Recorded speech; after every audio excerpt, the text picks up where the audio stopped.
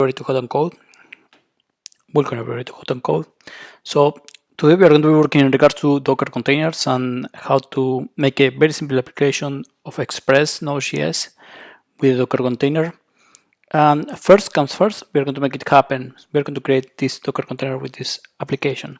And second, we are going to try to make it better. So the idea is to try to take a look into some of the different things that we can actually do to make this thing in a proper way. Let's go for it.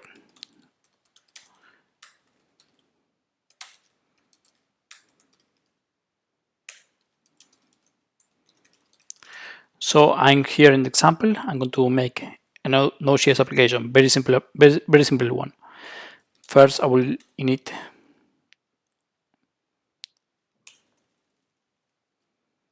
everything. So we have now the package.json. I will install Express.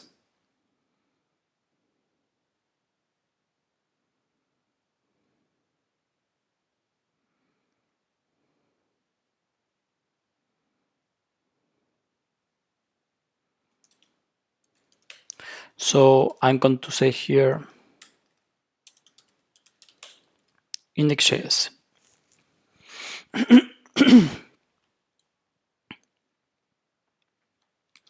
So we are here in index.js. I'm going to say Express. I'm going to require Express as a dependency.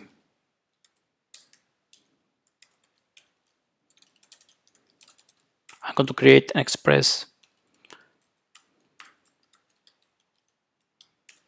application. I'm going to get, and when I get, I want to have a response.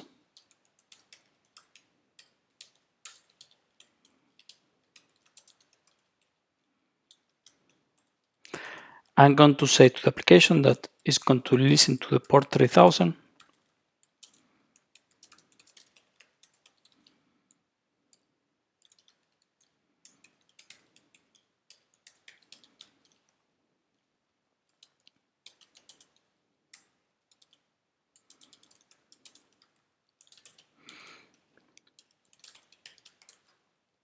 Let's run it.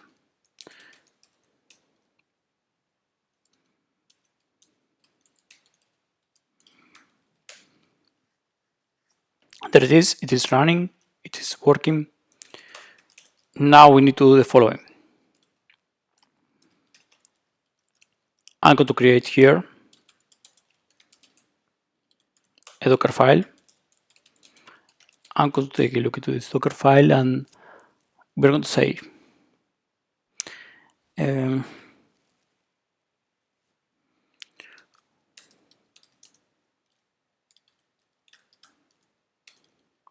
from node 10.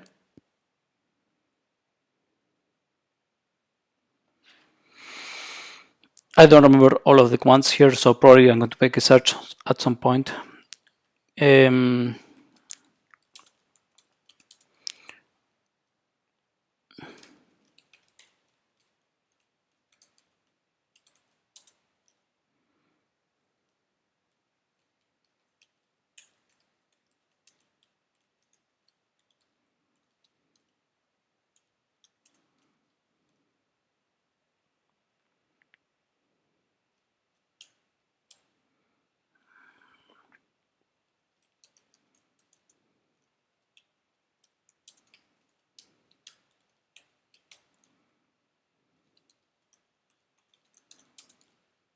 So first we are going to extend from node 10, then we're going to run a make dir for the application. Then I'm going to go to the position of the working directory of the application.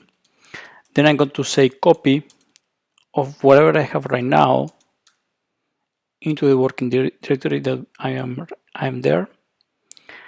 Then we're going to run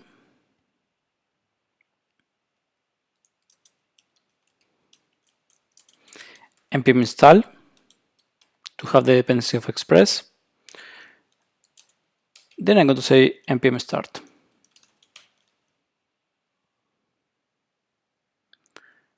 Let's see if it works. So This is a fast track for making the npm start because I forgot about it, and with this I'm running it into the Docker container and creating the image all again. So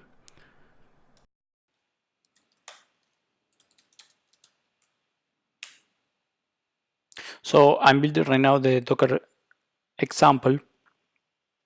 So you can see that the name I placed there is going to be -t, and the name of the image that I'm going to be working with, and the dot, which is going to be the position that I'm going to be building for. This is going to be recognizing that there is a Docker file, and that's going to be creating this image for me. It has several steps, 6 steps, you can say. We can see that we have right now a Docker example which has 910 megabytes. I'm going to say I want to run this example in port 3000 and export it as well in the port 3000 of this machine.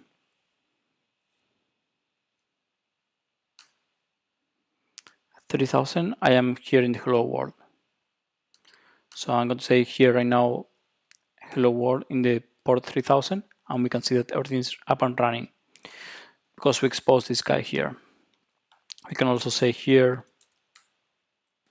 Docker PS, and we're going to see that there is going to be a Docker container up and running, working with the port 3000 and being exposed right now. So that's the one that we are looking at in this application. So we have this guy up and running, but this is the very beginning of everything. We want to make it better because this is way too much for what I'm looking for in this case. So no matter what I say, no matter what, or I mean, I think that the best way to actually come for this conclusion of how to make things better is not about whatever a developer says. It's just going to the source. Of course, there are some things that you can infer at some point, but it is important to go to the source and just say Docker best practices and take a look into that. When we get there, we're going to see that there are some things here, and there are a lot of different things here. I really recommend to take a look into this, but there is also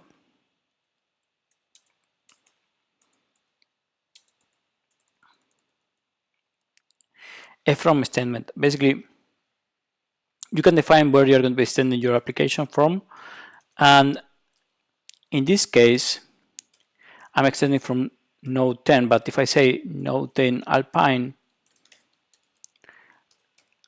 I'm going to have the chance to make it a little bit better. There are other things also. For example, one of those is just something that happens to me at some point is that when I'm creating an image, I try to make things as small as possible. The way that Docker is working with these containers is just creating one container and then creating another container and so on and so on and so on. So making different layers, and one after the other goes trying to create the differences that you're going to be needing for each case. So also this is a very tricky command. This copy dot. This is saying that everything that you have in your current location is going to be copied to the location of the container in the working directory that you define here. This is a good thing to have this working directory because whenever you want to go inside of this container, you want to look things in a clear way. So if you are in the root level, that's going to be kind of tricky at some point if you want to debug things. So setting up a working directory is pretty important, but also this one is copying everything, and maybe you don't want to copy everything that you have there. You want to do things a little bit more. You don't want to copy everything there because that's going to be pretty much a lot of information. So if you say, for example, I'm going to touch here Docker ignore, And then I'm going to add here into .ignore.git, because I mean I don't mind that much about having this information into the container itself. We can say .npm, because sometimes npm also creates some logs, so on, so on, so on. So this is another good practice as well. These are two things. This is going to decrease the size of your image, and the from is also going to decrease the size of your image. Having a small amount of steps in this file is going to decrease the amount of your image as well. Let's go for it. Let's give it a try to all of these changes that we just did, right? But it is very important that you take a look into this Docker file best practice. That's going to help you a lot. So if I come here and say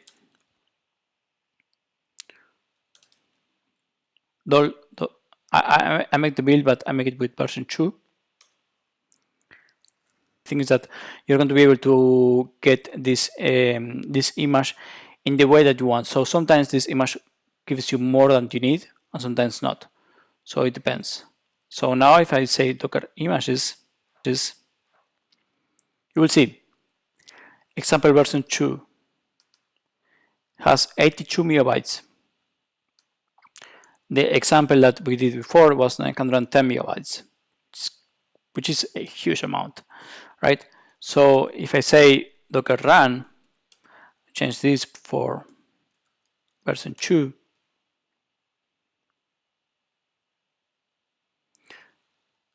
and I get here, I reload this page, is everything up and running? Everything that I need. If I say Docker PS, I can see this image, and I can say that, let's suppose that